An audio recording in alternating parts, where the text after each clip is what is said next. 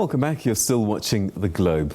The White House has confirmed that US military forces in northwest Syria have killed the leader of ISIS, Abu Ibrahim al-Hashimi al-Qurashi. President Joe Biden says that the forces undertook a successful counter-terrorism operation to protect the American people and allies in order to make the world a safer place. President Joe Biden said that a major terrorist who oversaw the spread of ISIS-affiliated groups around the world, including in Africa, had been removed. Al-Qurashi's demise comes after an overnight raid in northwestern Syria, with reports that helicopters landed amid heavy gunfire and explosions, with more than a dozen people killed, including women and children. We made a choice to pursue a special forces raid at a much greater risk than to our own people, rather than targeting him with an airstrike. We made this choice to minimize civilian casualties. Our team is still compiling the report, but we do know that as our troops approached to capture the terrorist, in a final act of desperate cowardness, he, with no regard to the lives of his own family or others in the building, he chose to blow himself up, not just with the vest, but to blow up that third floor, rather than face justice for the crimes he has committed, taking several members of his family with him, just as his predecessor did. Biden referring to the death in October 2019 of Abu Bakr al-Baghdadi, who detonated a suicide vest, killing himself and two children during a raid approved by former President Donald Trump in Syria's Idlib province. This operation is testament to America's reach and capability to take out terrorist threats no matter where they try to hide anywhere in the world. I'm determined to protect the American people from terrorist threats, and I'll take decisive action to protect this country. And we'll continue working with our close allies and partners, the Syrian Democratic Forces, the Iraqi security forces, including the Kurdish Peshmerga, and more than 80 members of the global coalition to keep pressure on ISIS to protect our homeland. The White House tweeting this picture of Biden and his national security team in the Situation Room during the raid, in which one of their helicopters experienced mechanical difficulties, forcing ground forces to destroy it before leaving the area. We remain vigilant. We remain prepared. Last night's operation took a major terrorist leader off the battlefield, and it sent a strong message to terrorists around the world. We will come after you and find you. Once again, today, we continue our unceasing effort to keep the American people safe and to strengthen the security of our allies and partners around the world. No U.S. personnel were injured during the raid. Al-Qurashi assumed his leadership role of ISIS at a time when the group had largely been diminished into scattered sleeper cells after facing territorial defeats in Iraq and Syria. The US-led coalition continues to conduct operations against remnants of the group in that region and elsewhere, with ISIS affiliates now operating across sub-Saharan Africa from the volatile Sahel in the north, the Horn of Africa in the east, down to Mozambique in the SADC region. Shervin Briceby's SABC News, New York. Well, for more on this story, we're now joined by Zeenat Adam, who's the Deputy Executive Director for the Afro-Middle East Centre here in Johannesburg. Thank you very much indeed for joining us, Zeenat. Always good to talk to you. I suppose when you look at the images, the pictures and the video and the message from the President, they're probably trying to recreate an Osama bin Laden moment. Words right out of my mouth. This is eerily reminiscent of the Osama bin Laden assassination, right down to the helicopter malfunctioning and crashing outside of the battlefield. It is almost as if we're witnessing the same event a number of years later. I think that what we've been hearing from the ground differs vastly from what the American account is. What the people on the ground in Atma, in Idlib, have been saying is that there were helicopters that were overhead for about 4 hours ahead of the battle, that there was serious gunfire. People were told to leave the area or risk being killed. and that this is a heavily populated, densely populated civilian area. It's a neighborhood in a rural part of Idlib province, which is in northwestern Syria. It's not usually a stronghold of ISIS sleeper cells. In fact, it's quite a distance away from where President Biden mentioned the Syrian Democratic Forces in the clip that you had earlier. And that's towards the eastern side along the border with Iraq, because it's a Kurdish area, and that is really where the stronghold of ISIS was before they were really brought down to minuscule power in the region a few years ago. So can we be confident that it's al-Qurashi that's been killed in this explosion? According to the accounts, he has been identified as one of the people who have been killed in this operation. The difficult issue that people are dealing with now, and there was quite an altercation in the White House press briefing earlier today, in which a reporter had asked questions around the veracity of and the accounts of the American version of what has taken place on the ground, is that so many civilians, including 4 children, I beg your pardon, 6 children and 4 women have been killed in this operation. Now, the Americans are indicating that al-Qurashi detonated the bomb himself, killing his family and other members in this household. But the first responders who are on the ground seem to indicate that there was a battle. We don't know how these civilians were killed, whether all of them were killed from the blast. And there's an indication that the suicide vest that was found on a woman's body, not on Quraishi. All right, so what does this actually mean? President Biden is suggesting that this is a victory against terrorism. Is it any kind of victory, or is it more symbolic than actual?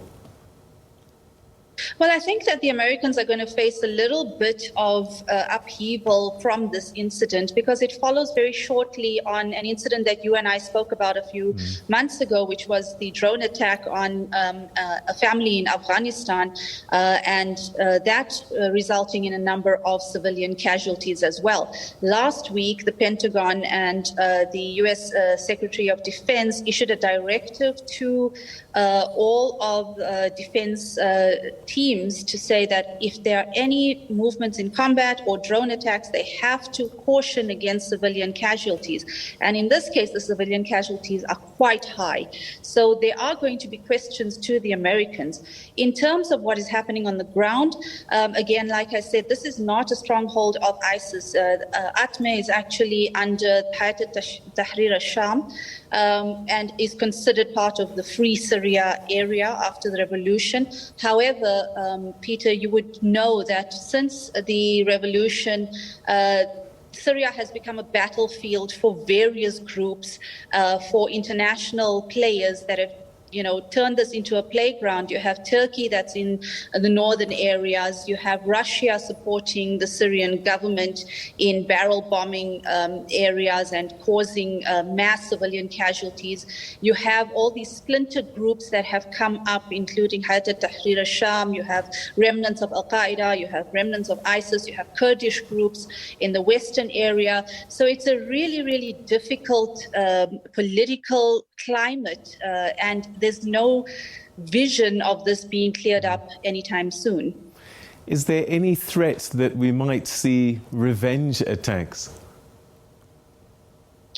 What we've heard from the ground is that prior to this escalation of hostilities in Atme, there were some activities and 2 car bombs that were detonated near Deir az-Zur, near one of the prisons in which the Kurdish Syrian Democratic Forces have been holding a number of former ISIS operatives. This was possibly an attempt at a prison break. We do know that ISIS has been virtually whittled down to less than 2% of what it was at its strongest. And many people have been repatriated to their home countries if they were from outside. A lot of the women and children who were part of ISIS or had migrated to live in what they thought was the Islamic State have been held in refugee camps in the northeast of Syria. And there are attempts for rehabilitation of many of these people. But there are sleeper cells, as your reporter had indicated. And of course, ISIS has an outreach across the world. It's not governed by any borders. So there are ISIS sympathizers in various parts of the world, and there is a potential that there could be reprisal attacks. All right, we'll talk about the outreach just now.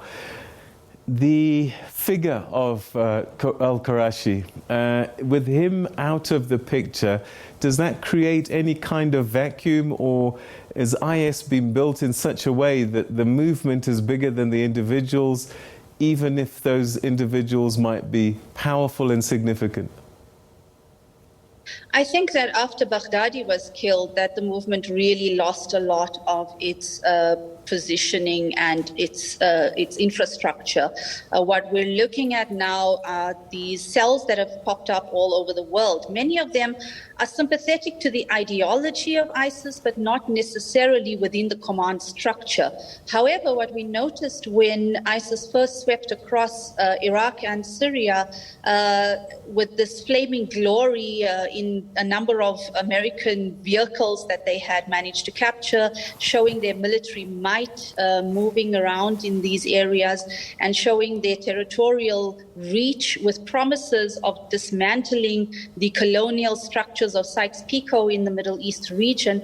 It inspired and enlightened a lot of people, but they were quickly disillusioned with the very, very harsh measures that ISIS took against civilians and against people who were living in these areas, including the beheadings, including torture.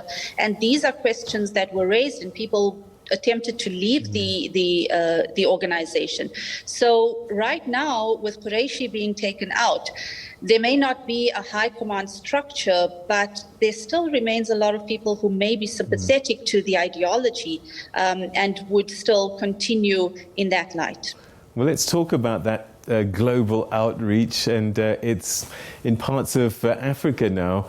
Do they get some kind of, I don't know, I won't use the word instruction, but ideology from ISIS command center, or are these affiliates, franchises, for want of a better word, that love the ideas and just carry on by themselves without any kind of instruction from head office in inverted commas? I don't think that there are instructions directly from head office from the information that I can gather. I also find that the cells that we see within the African continent differ vastly from those in the Middle East. When we look, for example, at our neighboring country, Mozambique, this issue began not as an ISIS issue, but it began as people who were living in this area for decades, for hundreds of years, in fact, and they are marginalized by the incursions of mining conglomerates and of oil magnates that have come into the region. So they have felt very disillusioned and felt that they have been marginalized, that they have been kept out of the structures within their own country. What then transpired is they decided to express an affiliation to ISIS, thinking that this might be a way to gain that kind of attention. And this is really what we're looking at now. Of course, it has morphed quite significantly from the beginning. We then have cells in the DRC, we have cells in Mali, and I mean, this is something that we really need a lot of time to discuss, Peter. But in my opinion, I think these are franchises that don't necessarily get quite a lot of support or instruction from a central command of the ISIS grouping. All right, I guess only time will tell the significance of this assassination. But Zeenat, in the meantime, thanks very much indeed for joining us. Your insights always greatly appreciated. Thank you for your time. Have a good night. Good night to you.